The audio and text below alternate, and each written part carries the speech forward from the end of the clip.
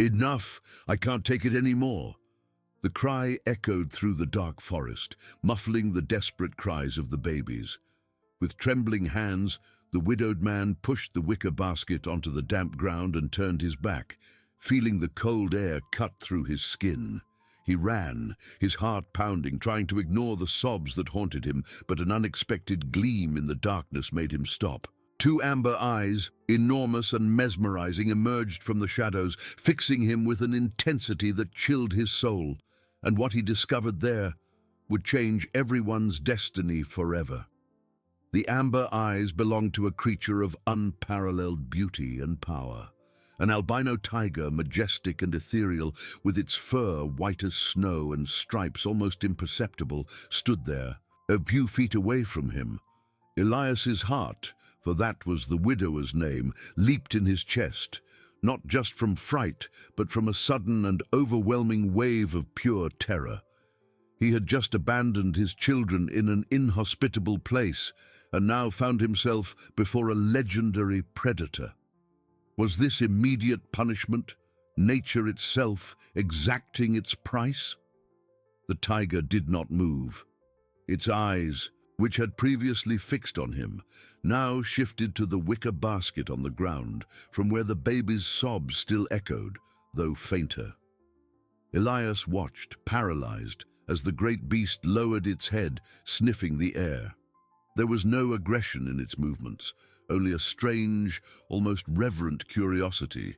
The cold forest air seemed to vibrate with the tension of that impossible encounter. The babies inside the basket seemed to have fallen silent for an instant, perhaps sensing the mysterious, imposing presence. A shiver ran down Elias's spine. He couldn't stay there. The image of the tiger, so close to his children, was too much for his already disturbed mind. The fear of being attacked, of witnessing what he imagined to be the inevitable end, propelled him. He turned abruptly and ran again, stumbling over exposed roots without looking back. Guilt and terror formed a lump in his throat, but the instinct for self-preservation was stronger. He needed to get away from that place, that scene, that crushing responsibility. As Elias disappeared into the darkness of the woods, the albino tiger took a cautious step towards the basket. Its enormous paw, with retractable claws, touched the wicker with surprising delicacy. The babies, now calmer, seemed to sense the presence. One of them, a little girl, moved a tiny arm, and the other, a boy, let out a small whimper. The tiger tilted its head, its amber eyes softening in a way that defied the ferocity of its species. It was as if an ancient wisdom, a primordial connection, had awakened within it. With a gentle movement, the tiger nudged the basket with its snout, then carefully picked it up by the handle with its mouth, lifting it from the ground. There was no haste, no violence.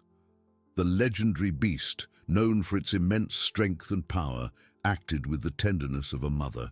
Slowly, it turned and walked deeper into the forest, towards a rocky crevice hidden by dense foliage. It was its den, a safe and protected place where it usually raised its own cubs. Inside, amidst the gloom and the smell of damp earth, the tiger placed the basket on the soft, moss-lined ground. It lay down beside it, watching the tiny beings with protective attention. The warmth of its body radiated, heating the surroundings. The babies, wrapped in their blankets, seemed to fall asleep to the soft sound of the great feline's breathing. Fate had woven an unexpected plot, and in the darkness of the forest, a new and improbable family began to form, defying all laws of nature and reason. That was the beginning of a story that would echo throughout the community, proof that the light of innocence can find protection in the most unlikely places. In the damp warmth of the den, the albino tiger lay down, its massive body forming a protective barrier around the basket. Its amber eyes, now softer than ever, watched the sleeping little beings. The warmth emanating from its white fur was a balm against the forest's chill, and the steady rhythm of its breathing seemed to lull the twins to sleep. The little girl, with an almost inaudible sigh, snuggled deeper into the blanket, while the boy, with a small clenched fist, seemed to find peace in the new and improbable company. The tiger instinctively licked its paw, then, with surprising delicacy, brushed its snout against the wicker as if to ensure they were well. It was a spectacle of wild tenderness, a bond that defied the very essence of nature, a silent miracle. Far from there, Elias ran aimlessly, his breath short and his heart pounding in his chest. The roots and stones of the forest seemed to conspire against him, making him stumble with every step. When he finally stopped, leaning against a tree trunk, the silence that enveloped him was more deafening than any scream. There were no more babies' cries, nor the rustling of leaves under the tiger's paws.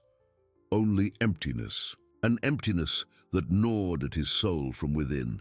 He had expected relief, a liberation from the burden, but felt a sharp pain, a regret that suffocated him. Images flashed through his mind, his late wife's face, the small faces of the twins, and finally the tiger's amber eyes fixed on the basket. Elias clenched his fists, digging his nails into his palms. He had been a monster. The bitterness that had blinded him had led him to an unthinkable act. Now, loneliness was a self-imposed punishment, and the weight of his decision was a crushing rock in his chest. He couldn't shake the feeling that he had left behind not only his children, but also the last spark of humanity remaining within him. At dawn, with his body exhausted and his mind in torment, Elias crawled back to the small cabin where his wife's memories resided. The rising sun, which should have brought hope, exposed only the desolation of his home and his soul. He tried to resume his routine, but every object, every shadow, seemed to scream the absence of the little ones. The house, once filled with a heavy silence, now seemed to echo the phantom cries he had abandoned. Meanwhile, in the neighboring village, Mrs. Ilara, an elderly woman with white hair and kind eyes, noticed Elias's absence at the morning market. He always bought fresh bread, first for his wife, then for the babies. A pang of worry struck her. Elias had been acting strangely since his wife's death, but the absence of the little ones troubled her even more. She knew the forest was a dangerous place, and babies alone there was unthinkable. A dark premonition began to form in her heart, a silent warning, and she decided that as soon as she finished her shopping, she would pay a visit to Elias's cabin. The community, though concerned about Elias, would soon realize that something serious had happened. The web of fate was beginning to tighten, and the truth, as always, would find its way to light. Mrs. Ilara, with a heavy heart due to an intuition that rarely failed her, hurried through her last purchases. Her kind eyes, accustomed to reading the souls of the people in her small community, couldn't shake the image of Elias's tormented face. He had withdrawn into himself since the passing of his beloved wife, and the arrival of the twins, who should have been a balm, seemed to have deepened his pain. She finished choosing the freshest vegetables, and with her cloth bag firmly clutched to her arm, began the long walk to Elias's isolated cabin. The sun was already high, but a shiver ran down her spine, oblivious to the morning's warmth. The trail leading to the cabin was rarely used, and Mrs. Ilara noticed the untouched dry leaves, with no recent traces of footsteps. A feeling of apprehension grew in her chest. Upon reaching the wooden door, she knocked softly, then more firmly. No answer. The house seemed silent, abandoned. She tried the doorknob. It was unlocked. With a hesitant sigh, she opened the door and peered inside. The cabin was tidy but cold, with a stillness that screamed absence. There were no signs of the babies, nor their tiny clothes, nor the wicker basket Elias usually used to carry them. A lump formed in Mrs. Ilara's throat. Where could they be? She recoiled, her face pale. Her intuition was now a chilling certainty. Something terrible had happened. Running back to the village, her steps, once slow, were now urgent. She found Mr. Benedito, the old carpenter, sitting on his bench in the square, and with a choked voice told him her concerns. "The babies, Benedito, they're gone, and Elias, he's not well." Mr. Benedito, a man of few words but great wisdom, listened intently, his wrinkled face growing serious. He knew of Elias's sorrow, but never imagined it could come to this. In a short time, the news spread like a worried murmur through the small community. The women stopped their chores, the men dropped their tools. The disappearance of 2 children in a place so close to the forest was something that deeply affected everyone. A small group, led by Mr. Benedito and Mrs. Ilara, organized a search. They knew every minute counted. The forest, though beautiful, was merciless to the unwary. Meanwhile, in the comforting darkness of the den, the twins slept soundly, nestled against each other. The albino tiger, with its silent vigilance, stayed close. Its amber eyes, which once inspired terror, now radiated a protective calm. It watched every small movement, every breath, as if they were its own cubs. Nature, in its mysterious wisdom, had provided an unexpected guardian, a refuge of warmth and security against the outside world that was now beginning to stir in search of them. In the cabin, Elias sank into his own private hell. Every creak of the wood, every gust of wind seemed like a lament, an echo of the cries he had silenced. He tried to eat, but the food stuck in his throat. He tried to sleep, but the tiger's amber eyes and the innocent faces of the babies haunted him in vivid nightmares. Regret was a heavy chain, dragging him to the bottom of a well of despair. He felt like a coward, a monster, and the solitude he had so sought was now his cruelest punishment. The community was approaching, and with it the inevitable confrontation with the harsh truth. In the cabin, Elias felt the ground tremble beneath his feet, not from the earth, but from the frantic pounding of his own heart. The distant sound of voices and the rustling of leaves approached, breaking the oppressive silence. Every sound was a needle piercing his conscience, reminding him of the heinous act. He cowered in a dark corner, his arms wrapped around his knees, his face buried in them. The smell of mold and despair filled the air. He wanted to disappear, to evaporate, before the judging eyes of the community found him. Shame was a poison running through his veins, paralyzing him. Meanwhile, the search party advanced with determination through the woods. Mr. Benedito, with his oak cane, led the way, his experienced eyes scanning the ground for signs. Mrs. Ilara, right behind him, kept her hands clasped in silent prayer, her heart heavy. "Look, fresh tracks," a young hunter pointed out, indicating the damp ground. They were Elias's unmistakable footprints, and beside them, faint, almost imperceptible marks of a dragged basket. Hope mingled with dread. They were on the right track, but what would they find? In the rocky refuge, the twins awoke, one of them whimpering. The albino tiger, which had been dozing, raised its head, its amber eyes fixed on the babies with unwavering attention. With a slow and careful movement, it approached, brushing its snout against the boy's cheek, who, surprisingly, stopped crying and extended a tiny hand trying to touch the soft fur.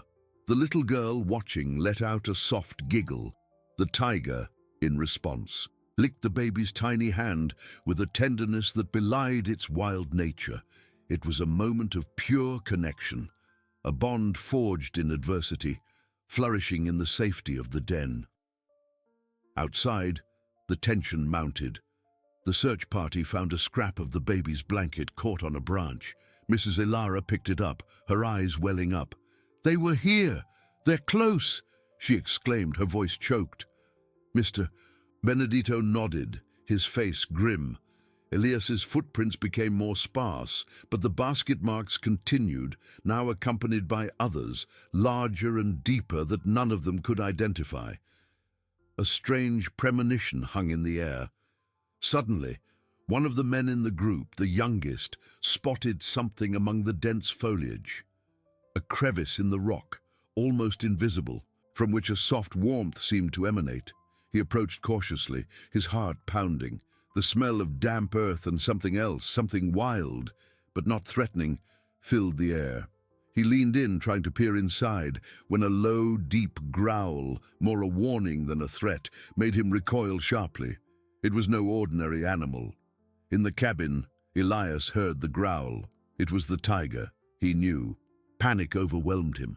They were there. His children were there with the beast, and now the community was just steps away from discovering everything. The truth, naked and cruel, was about to be revealed. He couldn't run, couldn't hide. The net was closing in, and the weight of his guilt was unbearable. His eyes filled with tears, not of pure regret, but of a paralyzing terror at the imminent judgment. The tiger's growl echoed in Elias's mind, a deep sound that seemed to seal his fate. He heard the voices approaching, each one a hammer striking the door of his conscience. The terror of being discovered, of having his monstrosity exposed in broad daylight, was almost as unbearable as the guilt that gnawed at him. He cowered even further, wishing the wooden walls could swallow him, that the earth would open up and take him away from that inevitable moment.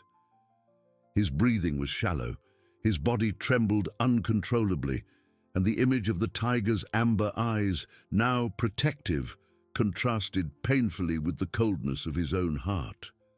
Outside, the young hunter, still pale from the growl, recoiled.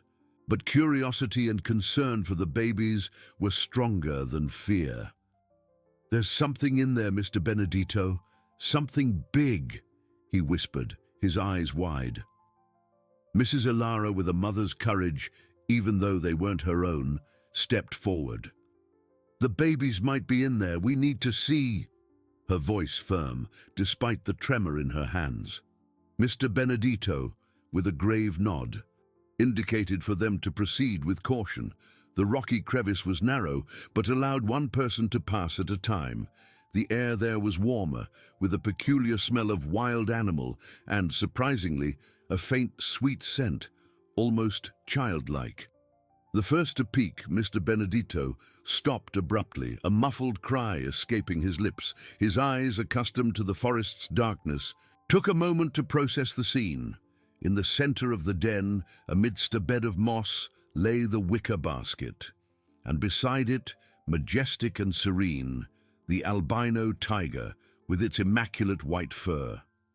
But what made him stagger was the sight of the babies, asleep and safe, nestled against each other under the watchful eye of the beast.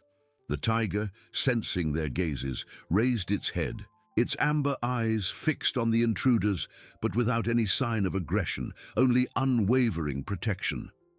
Mrs. Ilara, upon seeing the scene, brought her hands to her mouth, tears streaming down her wrinkled cheeks. They were not tears of sadness, but of astonishment and gratitude. "A miracle," she murmured, her voice choked. The other members of the group crowded to see, and a chorus of exclamations of admiration and disbelief filled the air. The image was surreal, the legendary beast, the feared predator, acting as a gentle guardian for the most vulnerable creatures. The news of the abandonment, which had previously been a dark suspicion, now took on the contours of a shocking truth, but also of an unexpected hope. As the community marveled at the scene, one of the men looking back spotted a figure cowering at the entrance of Elias's cabin, not far from there. "Elias!" he shouted, his voice laden with a mixture of relief and fury. The name echoed, and all eyes turned to the widower. Elias, trembling, raised his head. His red and swollen eyes met Mrs. Ilara's, who now looked at him with deep sadness, mixed with indignation. There was nowhere left to run. The judgment he so feared would not come with shouts or violence, but with the heavy silence of gazes that stripped him bare, exposing the cruelty of his act before the miracle of protection. The weight of the community, once a distant murmur, was now an overwhelming presence, and shame, a slow fire began to consume his soul. The weight of the community, once a distant murmur, was now an overwhelming presence, and shame, a slow fire, began to consume his soul. Elias felt the gazes pierce his skin, each one a silent accusation. He couldn't bring himself to meet Mrs. Ilara's gaze, nor Mr. Benedito's, whose faces, now visible in the faint light filtering through the woods, expressed a painful mixture of disappointment and disbelief. The air grew thick, laden with unspoken emotions, and Elias felt himself shrink further, wishing for the invisibility the forest had once offered him. Mrs. Ilara was the first to move, her steps slow and deliberate towards Elias. Her eyes, which had always been a haven of kindness, were now tear-filled, but with a firmness Elias had never seen. She stopped a few feet from him, without saying a word, just watching him with a sadness so profound it seemed to carry the weight of the world. Elias finally raised his face, and the sight of the pain in her eyes was a blow stronger than any shout. He saw there not only condemnation, but the loss of trust, of a hope he had crushed. Meanwhile, in the den, Mr. Benedito and the others approached the albino tiger with reverence. The beast, with its unwavering majesty, allowed their proximity, its amber eyes still fixed on the babies, who were now stretching and waking up. The little girl let out an adorable yawn, and the boy, with a sleepy smile, reached out his tiny hand to the tiger's white fur, which brushed its snout in response. The scene was so pure, so full of unexpected beauty, that tears silently streamed down the villagers' faces, a testament to the miracle unfolding before them. Back at the cabin entrance, Elias couldn't take it anymore. The lump in his throat dissolved into a hoarse sob, and he collapsed to the ground, his knees giving way. Tears, which he had suppressed for so long, gushed forth, washing his face stained with dirt and shame. I am a monster. He managed to stammer between sobs, his voice choked with pain and regret. I abandoned them. I couldn't take it anymore. It was a raw, desperate confession, coming from the depths of a broken soul, not just from fear of judgment, but from the overwhelming understanding of the monstrosity of his actions. Mrs. Ilara knelt before him, and to Elias's surprise, there was no anger in her touch as she placed a gentle hand on his shoulder. "Elias," she began, her voice soft but firm. "Despair is a veil that blinds us. But love always finds a way." Her words, instead of condemning him, opened a small crack of light in the darkness of his heart. For the first time, Elias felt not only the weight of guilt, but the possibility of forgiveness, not from the community but from himself. Mr. Benedito, who had joined them, watched the scene with a thoughtful gaze. He knew Elias's path would be long and difficult, but the breaking of that wall of bitterness was the first step. The community, though shocked, felt the complexity of that moment. It was not just a matter of punishment, but of healing, of understanding how a man could reach such a point of despair. The turning point was not just the discovery of the babies, but the breaking of Elias's armor, the revelation of his vulnerability, and the first spark of genuine regret that could, one day, lead him to overcome. The forest, silent witness to his crime, now also bore witness to the beginning of his redemption. The forest, silent witness to his crime, now also bore witness to the beginning of his redemption. Mrs. Ilara's words, soft as a balm, penetrated Elias's armor of bitterness, opening a crack for hope. He raised his tear-filled eyes to the woman before him, searching for something other than scorn, but rather a glimpse of understanding. What he found was a weary but real compassion that disarmed him even more deeply. Mr. Benedito, with his grave and wise expression, placed a heavy hand on Elias's shoulder, a gesture not of condemnation, but of silent support, a reminder that he was not completely isolated in his pain, even though he was its cause. As Elias grappled with the torrent of conflicting emotions, shame, regret, and a strange relief. The community organized itself around the den. The majestic albino tiger, noticing the humans' movements, slowly rose, displaying its imposing stature, but without any sign of threat. It allowed Mrs. Ilara and Mr. Benedito to approach the wicker basket. The twins, now fully awake, observed the world with their curious and innocent eyes. The little girl extended her small arms to Mrs. Ilara, who took her with instinctive tenderness, cradling her to her chest, feeling the child's warmth. The boy, a little more hesitant, was gently lifted by Mr. Benedito, who held him with the delicacy of one handling a fragile and precious treasure. The tiger watched every movement, its amber eyes following the babies with unwavering vigilance, as if ensuring they were safe, even in human hands. The rescue scene was charged with palpable emotion. The village women, with tears in their eyes and hands clasped in silent prayer, approached to see the little miracles who had survived. They murmured words of admiration for the tiger, of relief for the baby's survival, and of deep sadness for Elias's actions. No one verbally assaulted him, but the silence of their gazes, laden with disappointment, was more potent than any shout. Elias, from where he stood, watched everything, his heart heavy with an overwhelming mixture of shame and a strange, almost unbearable relief. His children were alive, safe, and the monster he feared would devour them was, in fact, their most improbable guardian. Mrs. Ilara, with the little girl nestled in her arms, turned to the community, her face marked by tears, but with renewed determination.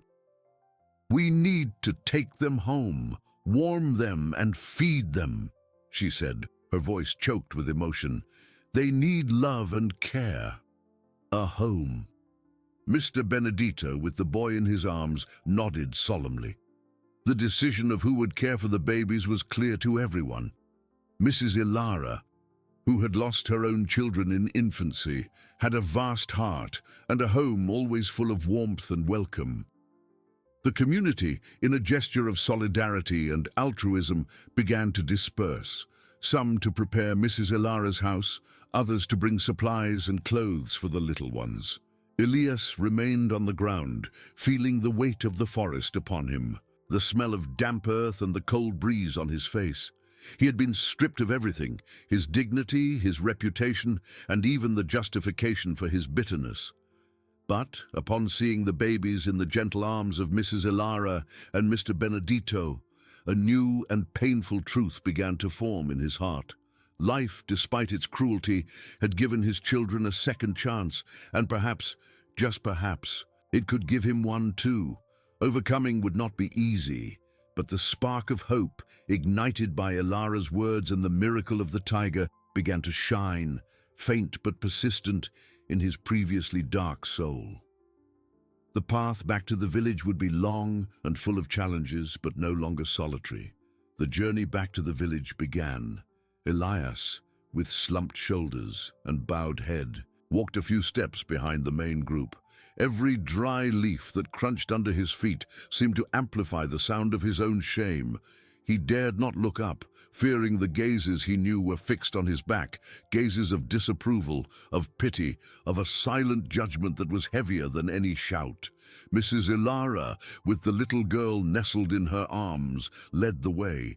Her steps were firm, but her face, though relieved by the baby's safety, bore the mark of deep sadness at the thought of the pain Elias had caused. Mr. Benedito, holding the boy with an unexpected tenderness for his calloused carpenter's hands, walked beside her, his experienced eyes observing both the little ones and the man behind them with a mixture of compassion and silent severity. The community followed, forming an unusual procession. The women, their faces marked by recent tears, exchanged glances of understanding and solidarity. The men, in silence, carried the few belongings of the babies that had been found in the den. No one spoke directly to Elias, but the group's energy was a constant reminder of his failure. He felt the weight of the forest upon him, no longer as a refuge, but as a stage where his cruelty had been exposed. The smell of damp earth and pine trees, which once brought him a false sense of freedom, now seemed to suffocate him, mixed with the odor of his own despair. Meanwhile, the twins, oblivious to the emotional complexity surrounding them, slept again, lulled by the gentle sway of their new guardian's arms. The little girl, with a faint smile on her lips, clutched Mrs. Ilara's finger. The boy, with his tiny hand, grasped a strand of Mr. Benedito's beard. They were living symbols of innocence and resilience, a stark contrast to the darkness Elias had allowed to consume his heart. Their image, so defenseless and yet so miraculously protected, was a mirror reflecting the monstrosity of his decision. Elias felt the cold breeze on his face, but it was a cold that came from within, from an emptiness he had created. Mrs. Ilara's words about despair being a veil and love finding a way echoed in his mind. He couldn't conceive of love at that moment, only the searing pain of regret. His eyes, swollen and red, occasionally lifted to peek at the babies, and each glimpse was a stab. They were his children, his flesh and blood, and he had rejected them. The icy cruelty that had driven him now seemed a distant mirage, replaced by a sharp and unbearable pain. As they approached the edge of the forest, the first houses of the village came into view. The murmur of the community intensified, not in anger, but in collective relief. People who had not participated in the search came out of their homes, their faces lighting up at the sight of the babies, safe and sound. But upon seeing Elias, silence returned, a silence laden with questions and shared sorrow. He was a stranger in his own land, an outcast carrying the burden of an unforgivable choice. Mrs. Ilara and Mr. Benedito, with the twins in their arms, were greeted with hugs and tears. The children were taken directly to Mrs. Ilara's house, where a fire crackled and warm blankets awaited. Elias, however, was left behind, on the fringes of the silent celebration, watching from afar the warmth and love his children now received.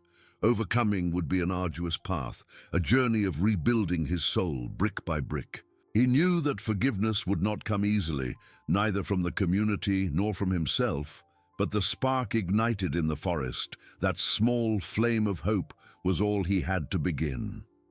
The journey back to the village had ended, but Elias's true journey was just beginning. He was now on the threshold of a new existence, confronted with the consequences of his actions and the still remote possibility of redemption. The journey back to the village had ended, but Elias's true journey was just beginning. He was now on the threshold of a new existence, confronted with the consequences of his actions and the still remote possibility of redemption. As Mrs. Ilara's house doors closed, taking with them the warmth and joy of the babies, Elias felt a chilling cold run down his spine, a cold that did not come from the night breeze, but from the solitude that enveloped him. The crowd slowly dispersed, each person casting him a look that varied between sadness and deep disappointment. No one confronted him with harsh words, but the heavy silence and averted gazes were sharper than any shout. He was an outcast in his own village, a ghost amidst the vibrant life that was rekindling. In Mrs. Ilara's house, the atmosphere was one of comforting warmth. The fire crackled cheerfully in the stone fireplace, and the aroma of herbal tea and fresh bread filled the air.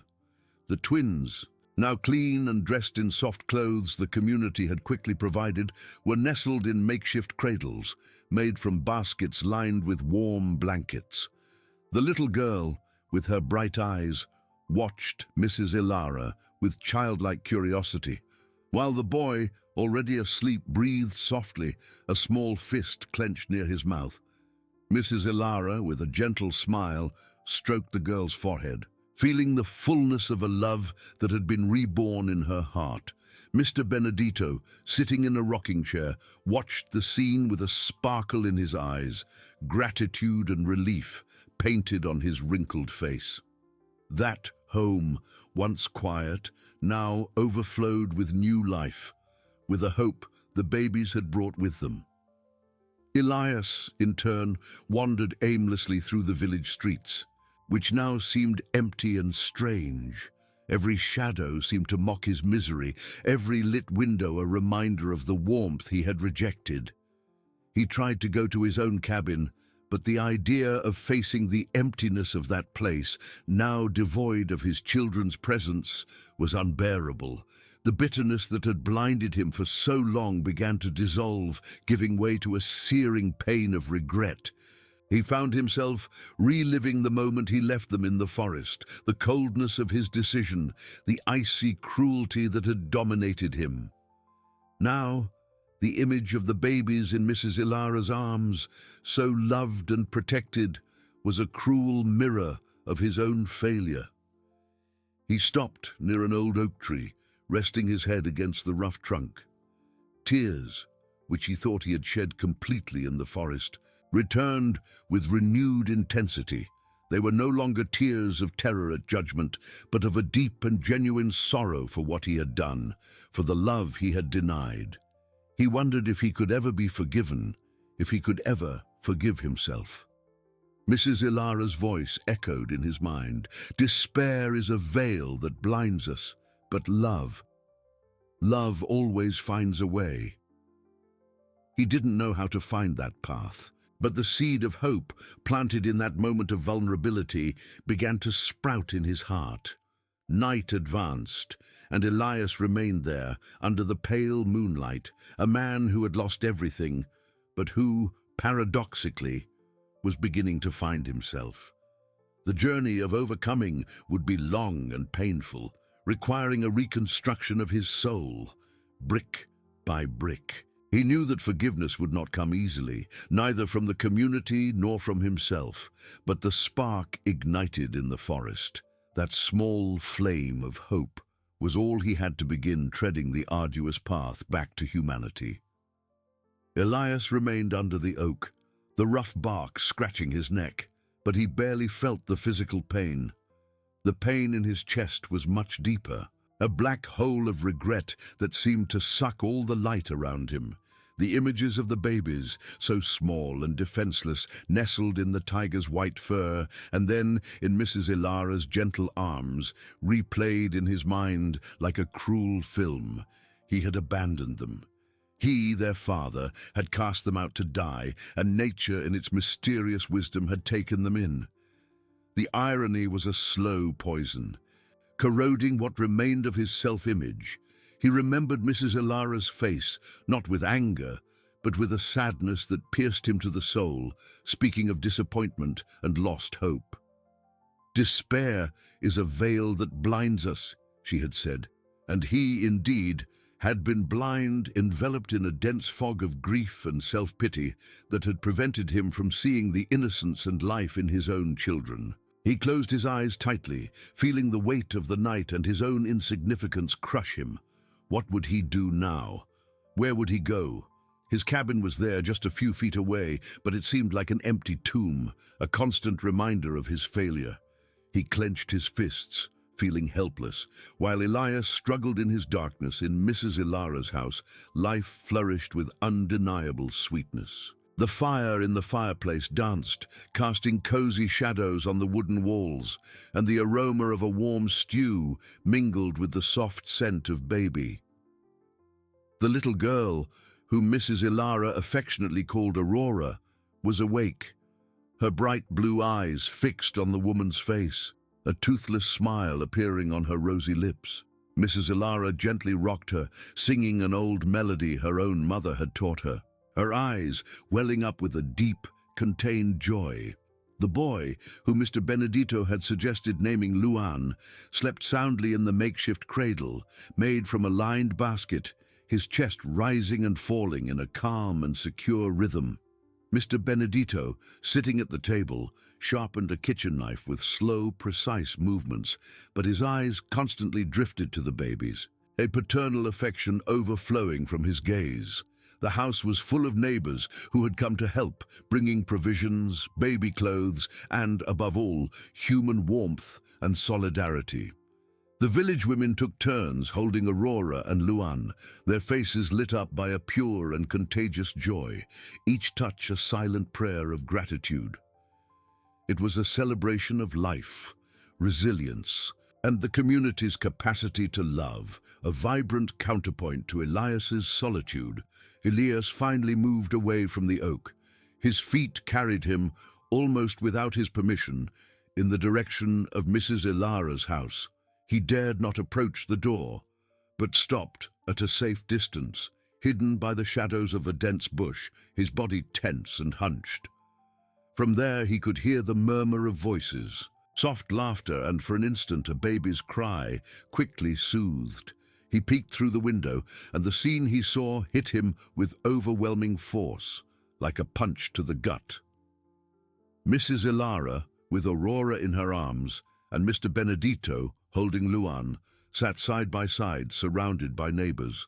Their faces radiated a peace and love Elias never imagined his children could know, especially not because of him. A pang of jealousy, bitter and unexpected, pierced his heart, but was quickly replaced by a suffocating, almost painful gratitude. His children were safe, loved. He had deprived them of this, but fate and the kindness of that community had corrected his mistake. His eyes filled with tears again, but this time there was a subtle difference. It was not just shame, but a painful recognition and acceptance of the truth. He couldn't go back in time, but perhaps he could, in some way, begin to atone. The idea of overcoming, once a distant spark, now gained a more defined outline, though still frightening and uncertain. He knew he needed to do something, anything, to prove to himself and to others that the seed of humanity still existed within him, waiting to germinate. The path would be long, but the decision, silent and internal, was made. Elias remained in the shadows, his heart pounding in his chest, the decision echoing in his mind. He couldn't just leave, not after seeing the light in Aurora's eyes and the peace on Luan's face. He had denied that light, that peace, but now, seeing them so loved, ignited a flame he thought was dead. With hesitant steps, as if each movement were a battle against gravity, he emerged from the shadows and walked towards Mrs. Ilara's door. Every step was a confession, every crunch of gravel under his feet, a silent cry from his soul. He stopped before the solid wooden door, his hand raised but unable to knock. His body trembled, not from cold, but from an overwhelming mixture of fear and newfound courage. What would he say? How would he ask for forgiveness? He who had cast his own children out to die now stood there, a beggar for compassion. Inside the house, Mrs. Ilara felt a strange unease. The neighbors' laughter and the cheerful murmur of conversations couldn't drown out a feeling that something still hung in the air. She looked at Aurora, who now slept serenely in her arms, and at Luan, whom Mr. Benedito cradled with affection. The peace that enveloped the babies was a balm, but the image of Elias, alone in the village's darkness, persisted in her mind. Mr. Benedito, noticing the change in Ilara's expression, followed her gaze to the window. His experienced eyes caught a shadow, an unmoving figure at the edge of the light escaping through the crack in the door. He slowly rose, Lucan still asleep in his arms, and walked to the door, opening it with deliberate slowness. Elias, caught by surprise by the sudden opening, recoiled a step, his eyes wide with dread. The light emanating from the house hit him like a bolt, exposing his hunched figure, his face marked by dry tears and deep anguish. Mr. Benedito stared at him, not with anger, but with a seriousness that spoke of fair judgment, but also of a subtle hope. "Elias," Mr. Benedito's voice was low, but it resonated in the night silence. "What do you want?" The question, direct and unadorned, pierced the last remnant of his armor. Elias swallowed hard, his throat dry, his heart beating erratically. He raised his eyes to Mr. Benedito, then to Mrs. Ilara, who was now standing, Aurora in her arms, watching him from the doorway. I came, Elias began, his voice hoarse and choked. I came to see them. He made a vague gesture towards the babies, his eyes fixed on them with an almost painful intensity. I know I don't deserve it. I know what I did is unforgivable. Fresh tears welled up, streaming down his dirty face. But I need you to know that I'm sorry. I'm so sorry for being so blind, so weak. He lowered his head, unable to meet their gaze. I know I can't undo what I did, but I want to try. I want to try to be the man I should have been. Mrs. Ilara took a step forward, her expression softening slightly. Elias, she said, her voice laden with complex emotion, regret is the first step, but the path to forgiveness is long. She looked at the babies, then at Elias. They need love, Elias, a love you denied them. Are you willing to fight for that, to fight to prove that the darkness hasn't completely consumed you? Her question was not a condemnation, but a challenge, a glimmer of hope amidst his disgrace. Elias raised his head. His eyes, though still full of pain, now carried a new determination. He nodded vigorously, tears streaming freely. Yes, he whispered, yes, I am. For them, for myself, for everything. It was the climax of his internal journey, the choice to face the light, not to flee from it. The community, which had silently approached, watched the scene with a mixture of skepticism and nascent hope. Elias's journey was just beginning, but there, under the light of Mrs. Ilara's house, he had taken the first and most difficult step. The tense silence of the night hung over the community, seeking sincerity from Elias. Mrs. Ilara, with Aurora nestled, stepped forward. Elias, words are a beginning, actions the path. Forgiveness is built with humility and service. The neighbors nodded. No one has forgotten, but perhaps we can see what you will do. Mr. Benedito, holding Luan, who watched him with innocent curiosity, added gravely, You abandoned your children. The community took them in. If you seek redemption, serve those you hurt and those who protected what you scorned. Elias felt the weight of the words like a map. He nodded, tears and determination mingled. I will do whatever it takes, he promised, his voice hoarse but firm. I will prove that I am no longer the man blinded by bitterness. In the following days, Elias began his arduous journey. He did not return to his cabin, but sought out Mr. Benedito, asking for work. The carpenter accepted him, imposing. Elias would work without pay, repairing houses, helping the elderly, carrying firewood. It was hard and humbling work. He cleaned stables, mended fences, helped in the garden. Every drop of sweat was penance, trying to erase the stain of his cruelty. The community watched, initially distrustful. Women averted their gaze, men kept their distance. But Elias's persistence cracked the skepticism. They saw his slumped shoulders, calloused fingers, absence of complaints. He sought forgiveness with actions, not words. In Mrs. Ilara's house, Aurora and Luan flourished.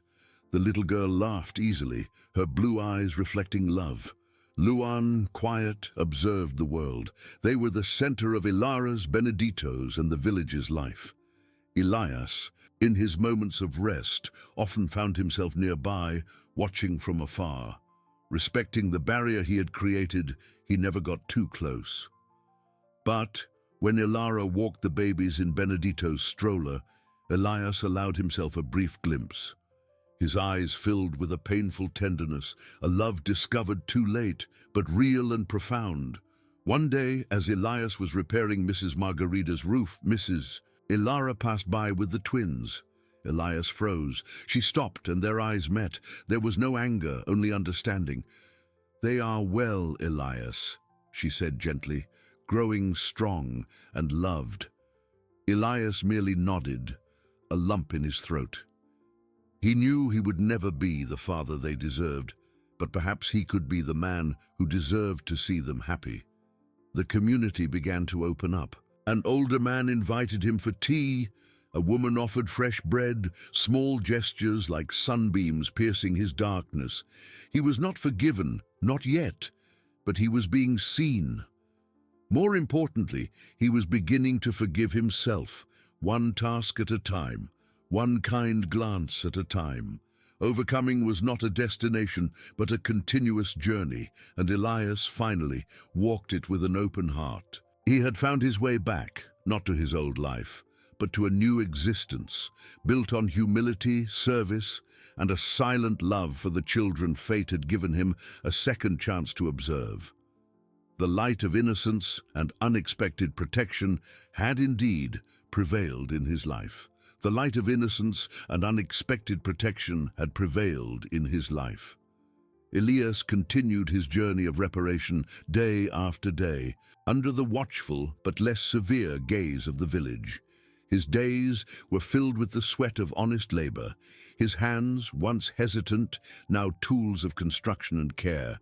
He rebuilt bridges, literal and figurative, between himself and the hearts he had wounded. The bitterness that had blinded him had been replaced by quietude, a painful but authentic peace. He sought not oblivion, but redemption through surrender. A year had passed since that fateful night in the forest. Aurora and Luan had grown, their laughter echoing through Mrs. Ilara's and Mr. Benedito's house, who loved them as grandchildren. The little girl, with golden hair and curious eyes, was a beam of light. The boy, calm and observant, brought serenity to the home. They were living proof that love, in unexpected forms, always triumphs. The community celebrated them, every smile from the twins a reminder of the goodness that had prevailed. Elias, though he maintained a respectful distance, was now a silent but essential part of the village's tapestry.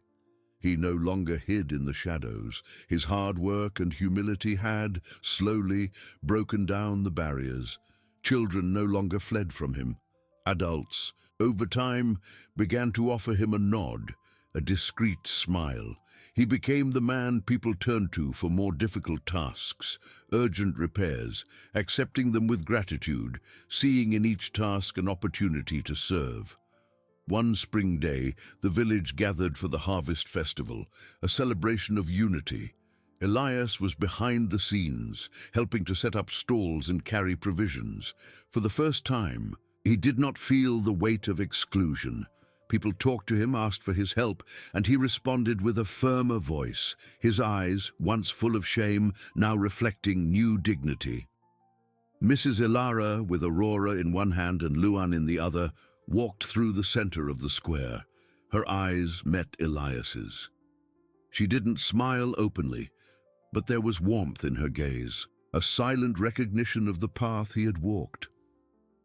Elias felt a lump in his throat. He nodded slightly, and she responded with an almost imperceptible nod. There was no need for words. That gesture was worth more than 1,000 pardons. Later, as the sun set, painting the sky with shades of orange and purple, Elias watched Aurora and Luan playing near the bonfire, their laughter mingling with the joyful buzz of the festival. They were safe, loved, surrounded by a community that had embraced them. A solitary tear streamed down Elias's face, but it was not of sadness or bitter regret.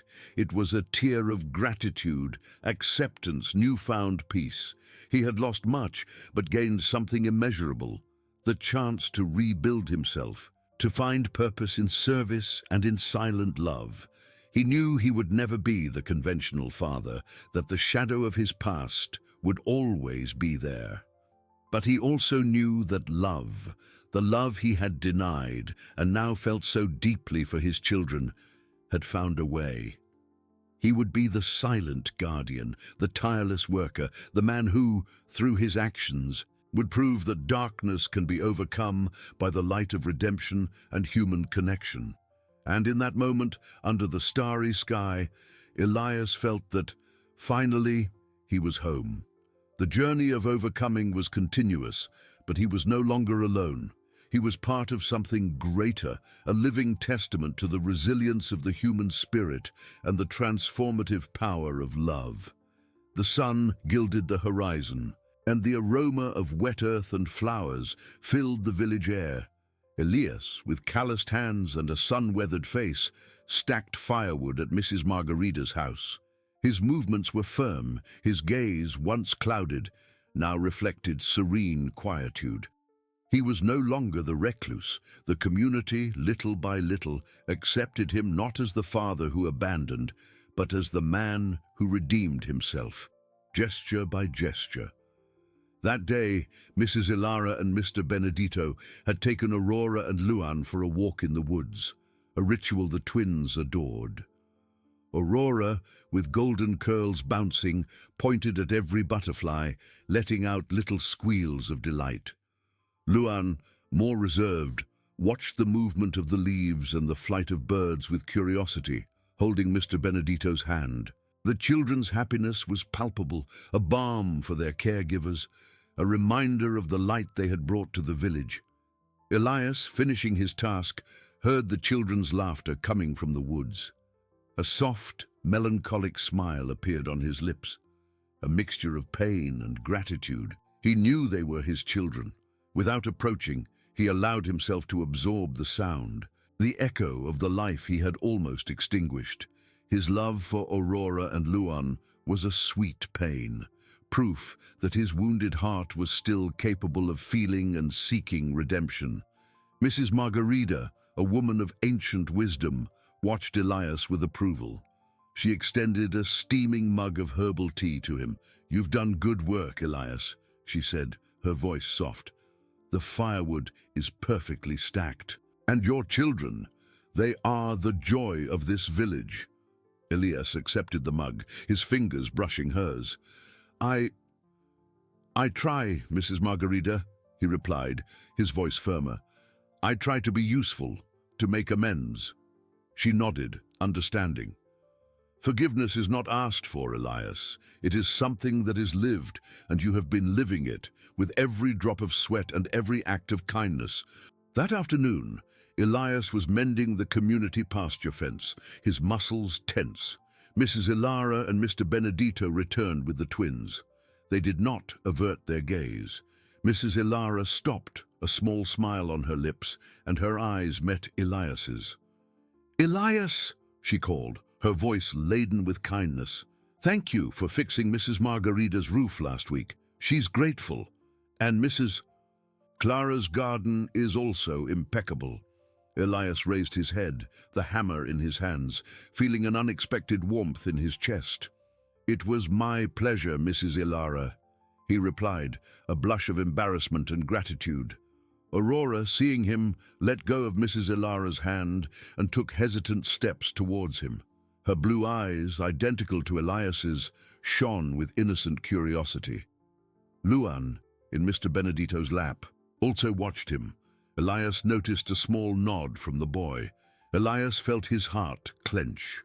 It was the first time Aurora had approached him on her own. He slowly knelt, extending a hand, not to touch her, but as a silent invitation. Aurora stopped a few inches away, her eyes fixed on his, and in her tiny hand she held a wild flower. With a pure gesture she extended the flower to him. Elias took the flower, his calloused fingers brushing his daughter's. It was a simple gesture, but for him it was worth more than any treasure. His eyes filled with tears, not of shame, but of pure emotion, of a blossoming hope. He looked at Mrs. Ilara, who smiled gently, her eyes welling with understanding, and at Mr. Benedito, who nodded in approval. That moment, the small flower, Aurora's innocent gaze, was proof that light had found its way, not only in the twins' lives, but also in his own. He was no longer the man blinded by bitterness.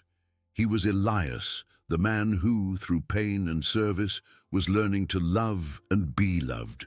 one step at a time, under the welcoming gaze of the community. The journey of overcoming was long, but every small gesture was a brick in the reconstruction of his soul, a silent testament that redemption was possible.